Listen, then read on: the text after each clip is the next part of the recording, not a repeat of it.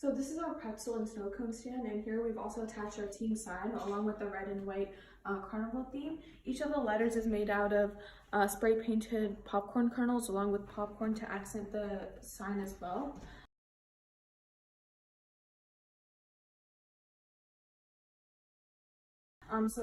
This is also, our stand transforms from a snow cone to a pretzel stand as well in our skit. And then structurally, it's made like a hollow wood frame box. And then here, this cardboard piece attaches on top with 4 holes for the pipes to make the top. In the middle, we have our dowel rod with other fewer smaller dowel pieces to make the pretzel stand spin, along with some batteries, and a motor here and a speed controller.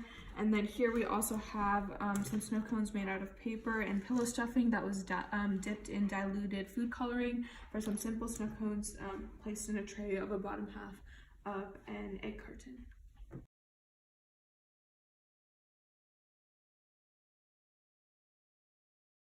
So basically the way the gloves work is you have a popsicle stick and 2 pieces of plastic from recycled water bottles in here.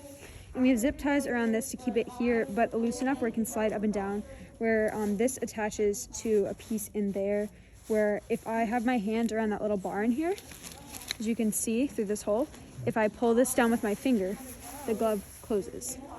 So we have that extra effect of opening and closing to make it more interesting.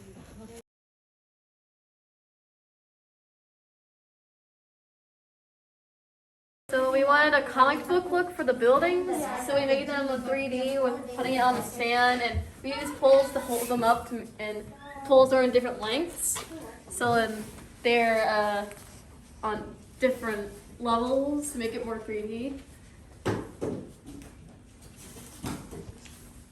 And there's the bottom, the snow, to make it more snowy for a script.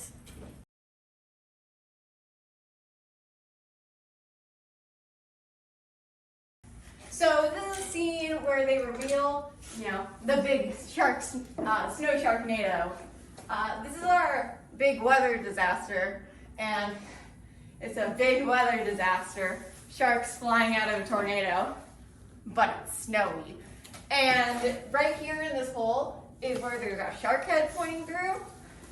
It's the shark is made of cardboard with paper mache on top, and yeah, it's what pretty much saves the day when a superhero sticks to it, runs over to the Karen, scares them away, and then they go back around to hide here, and then the snow sharknado takes them away.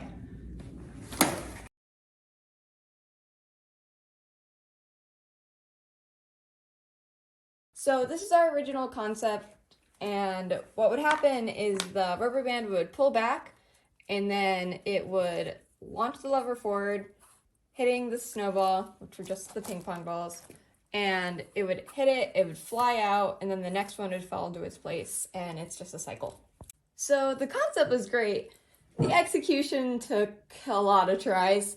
The first issue we ran into is we knew we had to use a crank to move it faster, because we couldn't just pull this back individually each time because we had multiple and that would take too long.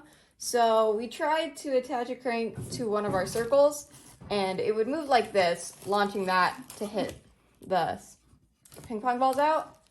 But it was way too wobbly and not sturdy enough and just not strong enough overall.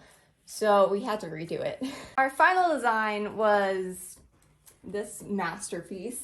And we got the crank to work and everything was holding in place because it was sturdier.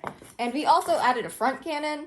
So the idea is when another snowball falls down here, this thing pulls back and launches another one forward.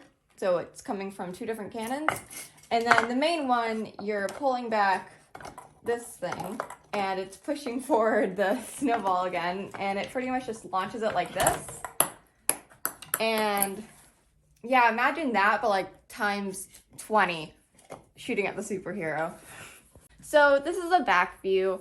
When you pull the crank, it hits this thing backwards and it's staying in place because of a couple of pieces of plywood, and then that launches forward. And for this part, when this is pulled back, it launches forward and shoots the ping pong balls forward. And the way we load them up is we have this tube and we put the ping pong balls in and it, fills up all the way so we have tons of ammo so we can use it all at once. All the stuff we made was in this garage with all our tools and all our other things we've done over the years. You can tell from all the extra plywood. We've been doing this since 3rd grade. Our building wasn't always this good. It's gotten better over the years. And yeah, we do it all by ourselves with, you know, supervision so we don't die. But yeah, besides that, it's pretty fun.